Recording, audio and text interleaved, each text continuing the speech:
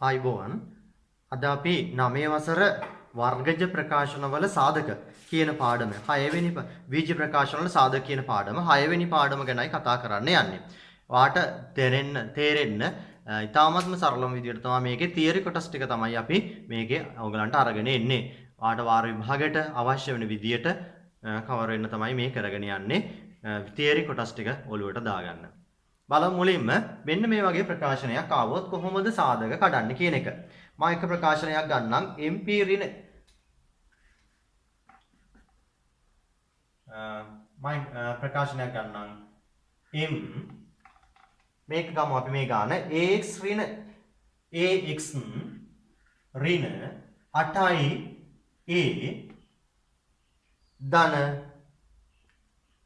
3යි X ඍණ 24 මෙහෙම ප්‍රකාශනයක් ආවොත් පද 4ක ප්‍රකාශනයක් ආවොත් එහෙම ඔයා පද දෙක වෙන් කරන්න.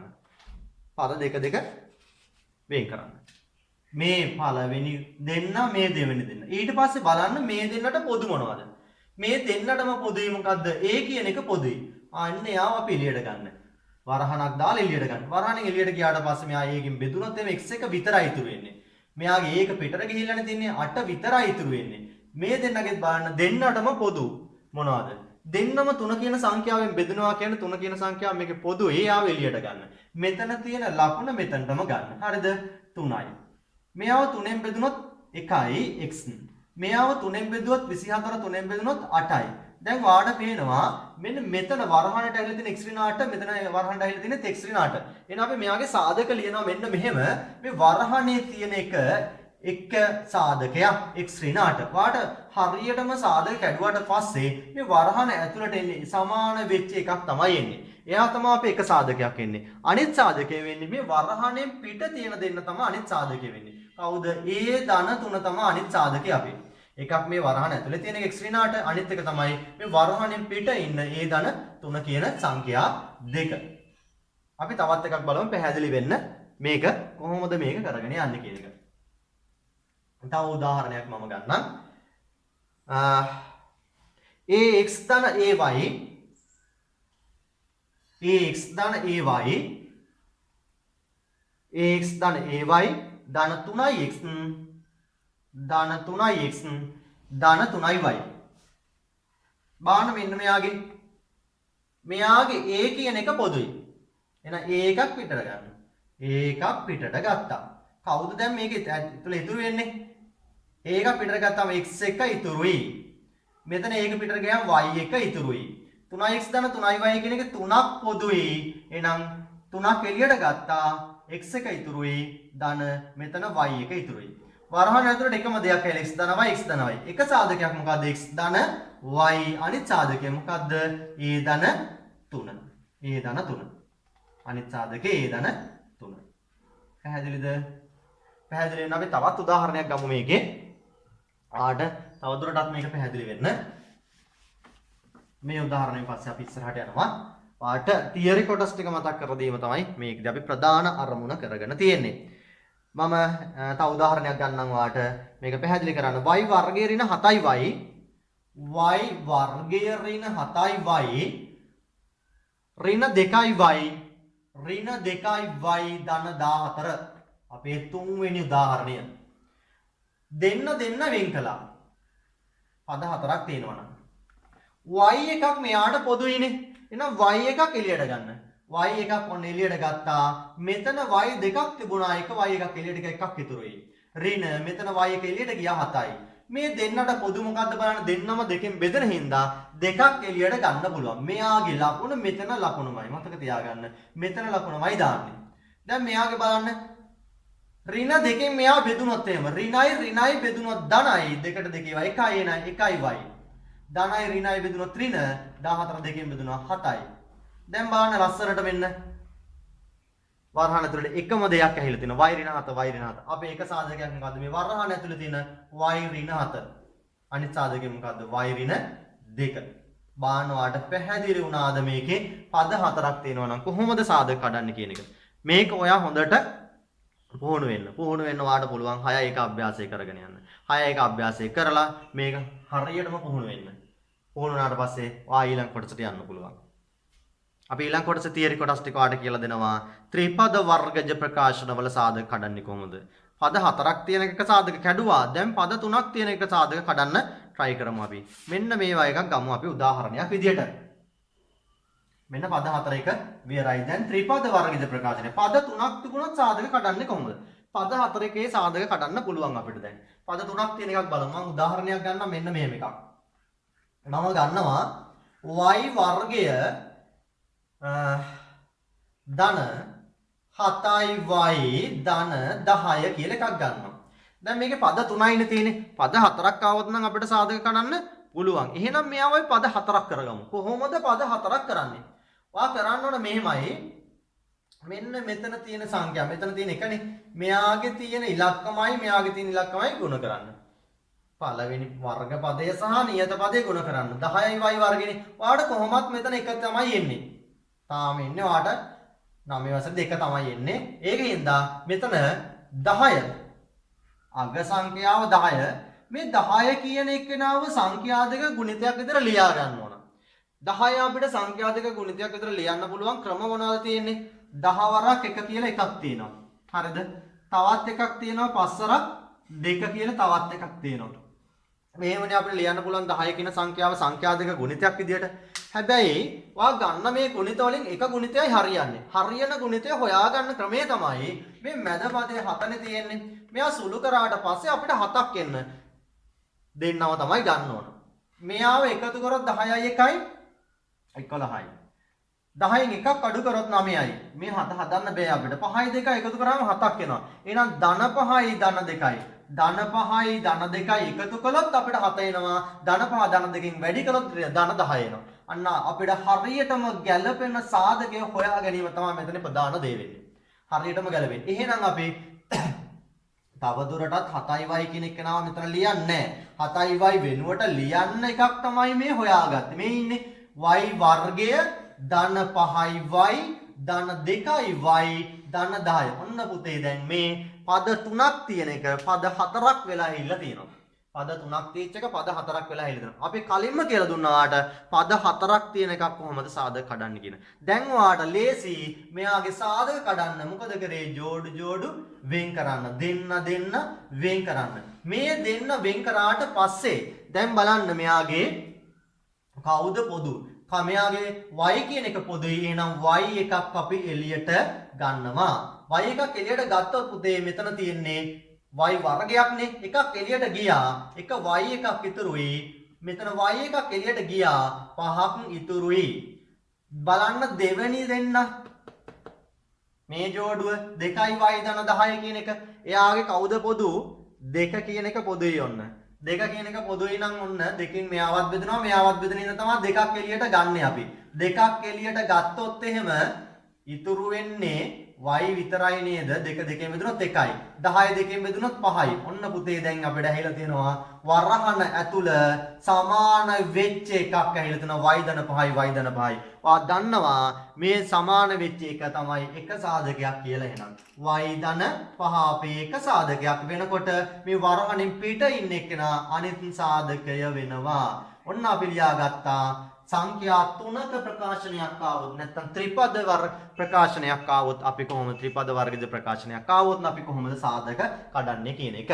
ආයෙ චුට්ටක් මම පැහැදිලි කරන්නම්. ත්‍රිපද වර්ගජ ප්‍රකාශනයක් ආවොත් අපි පද 4කින් මේක ලියා ගන්න ඕන. පද 4ට මේක කඩන්නේ කොහොමද? පද 4ට මේක කඩන්න නම් මේ අවසාන පදේ 10 තියෙන එයා වැඩි කරන්න ඕන. වර්ග පදයට එක්ක වැඩි කරන්න ඕන. මමම කිව්වා 9 වසර දෙන වර්ග පදේ 1 එන්නේ. එහෙනම් අපි අවසාන පදය විතරක් අරගෙන මේක කරන්නත් පුළුවන්. හරිද? ඒකෙන්ද අවසාන පදේ අරගෙන නැත්නම් මේක 10යි y වර්ගයේ වෙන්නේ වැඩි කරාට පස්සේ මෙයාටත් y එකක් ඇහිලා මෙයාටත් y එකක් එන්න ඕන. අපි මේක 10 කියලා ලේසියට ලියාගෙන අපි මේක සාධක දෙකක ගුණිතයක් විදිහට ලියා ගන්නවා. මම කිව්වා මේ සාධක දෙකක ගුණිතයක් විදිහට ලියා ගන්න එක සාධක යුගලයයි අපිට හරියටම ගැලපෙන්නේ. හරියටම ගැලපෙන සාධක යුගලය හොයාගත්තේ කොහොමද පුතේ? මේකේ මැද පදේ දිහා බලලා. මැද පදේ තියෙන 7යි y අපි හොයාගන්න සාධක සෙට් එක සාධක යුගලය හරියටම 7ක් වෙන්නේ මොන යුගලයේද කියලා හොයාගන්න ඕන. ඒක තමයි ගත්තේ අපි 7y අයින් කරලා මෙන්න මේ දෙන්නා ඇතුළට එපුවා. ඇතුළට ඔබලා අපි පද 4ක් හොයාගත්තා. පද 4ක් හොයාගෙන ජෝඩු වෙන් කරගෙන මුලින් කතා කරා වගේ සාධක කඩාගෙන ගියා ලස්සනට. අපි කරමු තවත් උදාහරණයක්. තව උදාහරණයක් ගන්නවා මේකට. තව උදාහරණයක් ගමු අපි.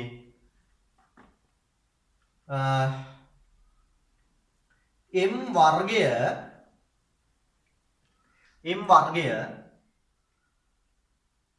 ධනයෙන් ඍණ 12. m වර්ගය ධනයෙන් ඍණ 12. දැන් අපි දන්නවා මේකේ සාධක පද 4ක් කඩන්නම් අවසාන එක්කෙනා සහ මුල් එක්කෙනා වැඩි කරන්න ඕන. මුල් එක්කෙනා 1 වැඩි කරා කියලා වෙනසක් වෙන්නේ නැහැ. එහෙනම් ඍණ 12 තියෙන ඍණ 12 කියන සංඛ්‍යාව ලියා ගන්න ඕන. මොකක් විදියට? සංඛ්‍යා දෙක ගුණිතයක් විදියට ලියන්න ඕන. එහෙනම් 12 හැදෙන ඒවා අපි දන්නවා අපිට 12 හැදෙන සංඛ්‍යා සාධක දෙකේ ඒවා කොච්චර ලිව්වත් වැඩක් නැහැ. හරියටම ගැලපෙන එකයි තියෙන්නේ. සංඛ්‍යා දෙක ගුණිත එකයි තියෙන්නේ. මේකේ අපිට ලියනවා නම් ලියන්න පුළුවන් 4 වරක් 3 ගන්නත් පුළුවන්. 6 වරක් 2 ගන්නත් පුළුවන්. 12 වරක් 1 ගන්නත් පුළුවන්. ඒ වුණාට මේ ඔක්කොම මේකට ගැලපෙන්නේ නැහැ. මැද පදේ තියෙන්නේ මොකද්ද? 1m. ධන 1m තියෙන්නේ. ಗುಣ කරලා තියෙන්නේ ඍණ 12 තියෙන්නේ. ඍණ 12 එන්න නම් එක්ක දෙන්නම ඍණ 12 වෙන්න නම් එකක් අනිවාර්යෙන් ඍණ වෙන්න ඕන. දෙන්නම ඍණ වුණොත් ධනයි. දෙන්නම ධන වුණොත් ධනයි. වැඩි කරාට පස්සේ එකක් අනිවාර්යෙන් ඍණ වෙන්න ඕන. බලන්න මේකේ ධන කොයිකෙන් කොයික අඩු කළොත් 1යිම හදා ගන්න පුළුවන්. 12න් එකක් අඩු කරොත් 11යි. හරියන්නේ නැහැ. මෙයාව ගැලපෙන්නේ නැහැ. 6න් දෙකක් අඩු කළොත් 4යි. මෙයාව ගැලපෙන්නේ නැහැ. 4න් 3ක් අඩු කළොත් තමයි ඔන්න පුතේ එකක් හැදෙන්නේ. දැන් ඔයාට ප්‍රශ්නේ තියෙන්නේ කාටද අපි ධන දාන්නේ කාටද අපි ඍණ දාන්නේ කියන එක. මෙතන ධන එකනේ තියෙන්නේ. ධනන මෙතන නම් ධන සංඛ්‍යාවක් එන්න නම් ලොකු එක්කෙනාට අනිවාර්යයෙන්ම දාන්න ඕන ධන දාන්න ඕන. පොඩි එක්කෙනාට දාන්න ඕන ඍණ දාන්න ඕන. දැන් තමයි 4න් 3ක් අඩු වෙලා එකක් ධන එකක් හැදෙන්නේ. එහෙනම් ඔන්න පුතේ අපේ සාධක කඩා ගන්න පුළුවන්. මේ m කියන එක්කෙනාට ලියන්න දෙන්නෙක් හොයාගත්තා. කවුද? ධන 4im සහ ඍණ 3im ඍණ 12 කියලා ඔන්න හොයාගත්තා. පැහැදිලිද? මේක හොයාගත්තට පස්සේ ඔයාලට දැන් ලේසි ජෝඩු වෙන් කරගත්තා. මේක කවුද? මේකට පොදු m කියන එක පොදුයි. එහෙනම් m එකක් එළියට ගියා. එක m එකක් මෙතන ඉතුරුයි ධන 4.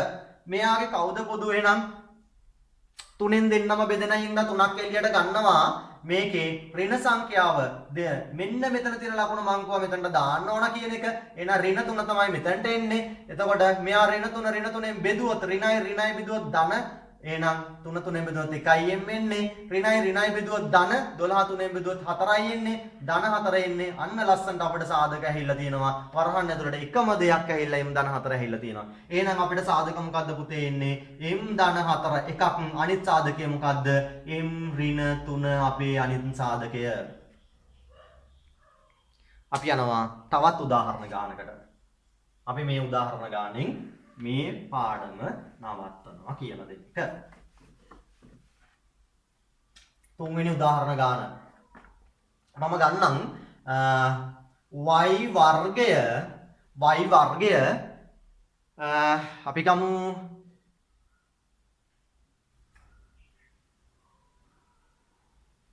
ඍණ 4y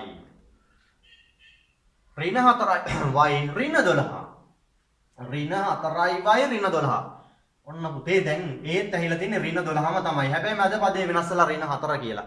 බලන්න මෙයාගේ සාධක කඩන්න පුළුවන් කොහොමද කියලා. 6 වරක් 2ට කඩන්න පුළුවන්. 3 වරක් 4ට කඩන්න පුළුවන්. 12 වරක් 1ට. දැන් දන්නවා මෙච්චර මේවා ලියලිය ඉන්න දෙයක් නැහැ. එකයි හරියටම හරියන එක ගැලපුණා නම් ලියා ගන්න පුළුවන්. හරියටම ගැලපුණා නම් ලියා ගන්න පුළුවන්. හරිද? දැන් මේකේ කාටද දැන් 4 හැදෙන්න නම් මෙයා විතරයි කියලා දන්නවා. දැන් 6න් දෙයක් අඩු කරා 4යි. මෙයා වැඩක් නැහැ, මෙයා වැඩක් නැහැ. එන්නේ නැහැ කියලා දන්නවා. 3යි 4යි එකතුරත් 7යි අඩු කළොත් 1යි 12න් එකක් 13යි 11යි හරියන්නේ 6න් දෙයක් අඩු කරාම 4 හැදෙන්නේ මෙයා විතරයි එනවා. මෙන්න අපිට ගැලපෙන සාධක යුගලය. කාටද ඍණ දාන්නේ? කාටද ධන දාන්නේ? ඍණ කාටද ධන කාටද?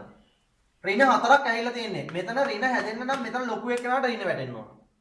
ලොකු එක්කනට ඍණ වැටෙන්න පොඩි එක්කනට ධන වැටෙන්න ඕන. හරි? අඩු කරොත් නෙවෙන්නේ. ලකුණු දෙක වෙනස් වෙනවා නම් අඩු කරනවා. එහෙනම් y වර්ගය මෙයා වෙනුවට ලියන්න දෙන්නෙක් ඉන්නවා ඍණ 6යි y ධන 2යි y. ඍණ 12 ජෝඩු වෙන් කරගත්තා. y එකක් පොදුයි මෙයාගේ. එක y එකක් පිටට ගත්තා y ඉතුරුනා මෙතන y එක පිටට ගියා 6යි. මේ දෙන්නගෙන් කවුද පොදු? දෙකෙන් බෙදෙන හින්දා දෙකක් එළියට ගත්තා. y ඍණ 12 දෙකෙන් බෙදුනා 6යි.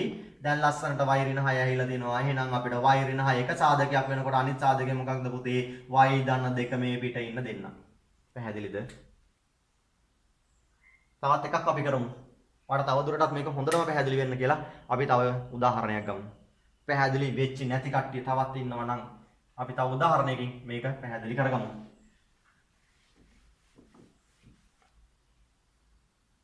මම හිතනවා මේක පැහැදිලි ඇති කියලා.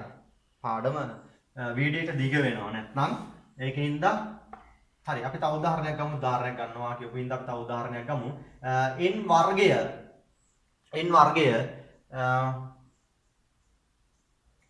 ඍණ 9යි ධන 20. මෙයාව බලන්න 20 කියන එකේනව සාධක දෙක ගුණිතයක් විදිහට ගන්න පුළුවන් කොහොමද? 20 වරක් එක ගන්න පුළුවන් 20 වරක් එක වැඩක් නැහැ. 9 එන්නේ නැහැ ලියලා වැඩකුත් නැහැ. 5 වරක් 4 20යි. 5යි 4යි 9 යන්න එකතු කරොත් 5 වරක් 4 20යි. මෙයාව ඍණ ගන්න ඕන. ඍණ ගන්න නම් මේ දෙන එකතු කරන්න ඕන. කාටද ඍණ දාන්නේ? දෙන්නටම ඍණ දැම්මොත් තමයි එකතු වෙන්නේ. එකම ලකුණ තිබුණොත් නේද එකතු වෙන්නේ. එහෙනම් දෙන්නටම ඍණ දාන්න ඕන. ඍණයි වැඩි කළොත් ධන වෙලා ධන 20 හැදුනා. ඍණ 5යි ඍණ 4යි සුළු කරාට පස්සේ මෙන්න ඍණ 9 ආව. මැද පදේ ඇවිල්ලා තිනවා. එහෙනම් n වර්ගය මෙයා වෙනකොට කාවද ලියන්නේ? මෙන්න ඉන්නවා දෙන්නෙක්. ඍණ 5යි n ඍණ 4යි n ධන 20. මෙයා එක්කෙනෙක් මෙයාගේ කවුද පොදු? n කියන එක පොදු. එහෙනම් n එක පිටර ගත්තා.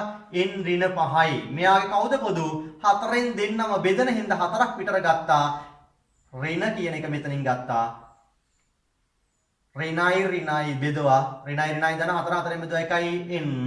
ධනයි ඍණයි ඍණ 24ෙන් බෙදුවා 5යි. ලස්සනට n ඍණ 5 n ඍණ 5 ඉලදෙන සාධක මොනවද? n ඍණ 5යි n ඍණ 4යි.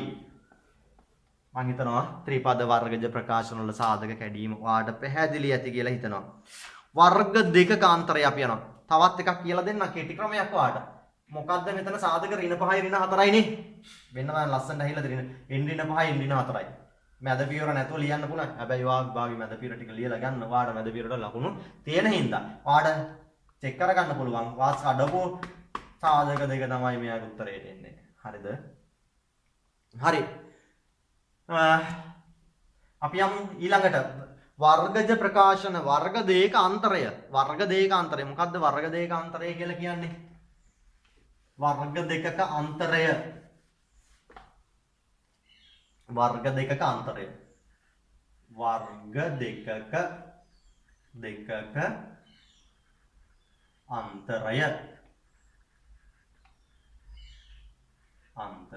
right. වර්ග දෙක අන්තරය. බලමු මේ කියන්නේ මොකක්ද කියලා. මම උදාහරණ ගානකින් පැහැදිලි කරන්නම්. y වර්ගය ඍණ 2 වර්ගය. වර්ග 2යි ඒකේ මැද ඍණ ලකුණක් අන්තරයක් ඍණ. එහෙනම් පළවෙනි පදෙත් වර්ගයක් තියලා අවසාන පදෙත් වර්ගයක් තියලා මැද ඍණ ලකුණක් තියුණොත් පුතේ මේක සාධක කඩන්න පුළුවන් ලේසියෙන්ම. එක සාධකයක් වෙන්නේ අච්චර අර ලියලිය ඉන්න දෙයක් නෑ. එක සාධකයක් y ඍණ 2යි අනිත් සාධකයේ y ධන 2යි. එකක් ලියනවා ඍණ දාලා එකක් ලියනවා ධන දාලා. පැහැදිලි? තව එකක් බලමු අපි. y වර්ගය ඍණ 5 වර්ගය. සාධක දෙක ලිව්වා. y ඍණ 5යි y ධන 5යි. තව එකක් බලමු අපි. y වර්ගය ඍණ 36. මේක කඩන්න පුළුවන්ද? 36 වර්ගයක් නැහැ නේද? 36 වර්ගයක් විතර ලියලා නැහැ. 36 වර්ගයක් විතර ලියලා නැත්නම් වර්ගයක් විතර ලියා ගන්න ඕන. කොහොමද 36 වර්ගයක් විතර ලියන්නේ? අපි දන්නවා 36 කියන්නේ කාගේ වර්ගයේද? මොන සංඛ්‍යාව වැඩිලාද වැඩි වෙන්නේ? එකම සංඛ්‍යාවක් ගුණ වෙලා ආවොත් හරි මෙතනට. 6 වරක් 6 36යි. එහෙනම් 6 වර්ගය කියලා ලියාගෙන මේක ලියන්න පුළුවන් නේද? y ඍණ 6යි y ධන 6යි කියලා ලියන්න පුළුවන් නේද? මම හිතනවා මේක පැහැදිලි වුණා කියලා. මේක අරිට වඩා ලේසි. තවත් එකක් උදාහරණයක් බලමු අපි. හතරවෙනි උදාහරණය අපේ 49යි a වර්ගය ඍණ 16යි b වර්ගය. මෙයාගේ වර්ගයක් තියලා මෙයාගේ වර්ගයක් තියලා මැද ඍණ ලකුණක් තිබුණාට හරියන්නේ නැහැ. තියෙන පද ඔක්කොගෙම වර්ග තියෙන්න ඕන. හරිද? තියෙන පද ඔක්කොගෙම වර්ග තියෙනවා. 49 කියන්නේ කාගේ වර්ගයද? 7 වර්ගයේ A වර්ගය. 16 කියන්නේ කාගේ වර්ගයද? 4 වරක් 4 16. 4 වර්ගයේ B වර්ගය. දැන් අන්න පළවෙනි පදේ හැම එකටම වර්ග. දෙවෙනි පදෙත් හැම එකටම වර්ග. ඕන්නම් ඔයාට මෙහෙම ලියන්නත් පුළුවන්. මෙහෙම ලියන්නත් පුළුවන්. නැත්නම් අතන මේ පියවරදිම මේක ලියන්න පුළුවන්. කෙලින්ම 7යි A ඍණ 4යි B එක සාධකයක් 7යි A ධන 4යි B අනිත් සාධකය. පැහැදිලිද? හරි. අපි මේකේ ඔයාලට වර්ග දෙකාන්තරය තවත් උදාහරණයක් එක උදාහරණයක් ගමු අපි. අපි ගමු 18යි B වර්ගය 18යි B වර්ගය ඍණ 8යි C වර්ගය. දැන් කොහොමද මේක 18 කියන එකේ වර්ගයක් දන්නවද අපි? එකේ වර්ගය 1යි, දෙකේ වර්ගය 4යි, තුනේ වර්ගය 9යි, හතරේ වර්ගය 16යි, පහේ වර්ගය 25යි 18ක් නෑ. දැන් බලමු මේක හදන්න ක්‍රමයක් එහෙනම්. මේ 18 සහ 8 වාට ටිකක් අමාරු ගානක් දුන්නා. මේ දෙන්නටම පොදු මොකද්ද? දෙන්නටම පොදුයි 2 කියන එක. අන්න ගන්න පුතේ දෙකක් එළියට. දෙකක් එළියට ගත්තොත් 9යි B වර්ගය ඍණ 8 දෙකෙන් බෙදුනොත් එහෙම 4යි C වර්ගය. දැන් ඔයා දන්නවා මේක වර්ග කරන්න නම් 9 කියන්නේ 3 වර්ගය B වර්ගය. 4 කියලා කියන්නේ 2 වර්ගය C වර්ගය. අන්න පළවෙනි පදේ සම්පූර්ණ වර්ග වෙලා. දෙවෙනි පදේ සම්පූර්ණ වර්ග වෙලා. මේ 2 කියන එක හැමම තිබුණාවේ. 3යි B ඍණ 2යි C වාරයක් 3යි B ධන 2යි C එකක්. මෙන්න අපිට ආවා උත්තර ටික. හරි. අපි ඔයාගේ 6 වෙනි පාඩමේ සියලුම තියරි කොටස් ටික උදාහරණ ගණන් එක්ක වාට තීරණ විදියට අරගෙන ඇහිලා තියෙන්නේ. හරිද? 6 වෙනි පාඩමේ තිබුණේ වාට 6 වෙනි පාඩම වීජ ප්‍රකාශන වල සාධක. මුලින්ම අපි කතා කළා පද 4ක් තියෙනකොට කොහොමද සාධක කඩන්නේ. ඊට පස්සේ පද 3ක් ආවම සාධක කඩන විදිය. ඊට පස්සේ වර්ග දෙකක් තියලා මැද ඍණ ලකුණක් තිබුණොත් කොහොමද සාධක කඩන්නේ කියලා. මම හිතනවා පාඩම ඔයාලට තේරුණා කියලා. තේරුණා කියලා හිතනවා නම් ඔයාලට තේරුණා නම් තව එක්කෙනෙකුට මේක ෂෙයා කරන්න. මොනවා හරි ප්‍රශ්න තියෙනවා නම් කමෙන්ට් එකක් දාන්න. කමෙන්ට් එකක් දාන්න. අපි පිළිතුරු දාන්නම් ඔයාලට. ඊට පස්සේ ඔයාලට පුළුවන් අපිව සබ්ස්ක්‍රයිබ් කරලා තියාගන්න. ඉදිරි පාඩම් වලට සියලුම පාඩම් වල තියරි කොටස් ටික හරියාකාරවම ඔයාලට නැරඹීමේ හැකියාව තියෙනවා. එහෙනම් සියලු දෙනාටම සුබ දවසක්.